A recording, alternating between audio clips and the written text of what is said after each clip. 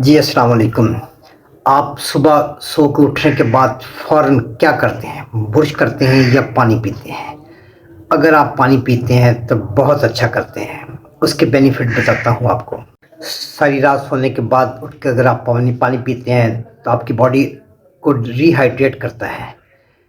इसके फ़ायदों में शामिल है नंबर 1 ब्लड प्रेशर को रेगुलेट करता है। नंबर 2 ये बाउल मूवमेंट को में आसानी पैदा करता है। नंबर 3 टॉक्सिन को कम करता है और नंबर 4 मेटाबॉलिज्म को बूस्ट करता है।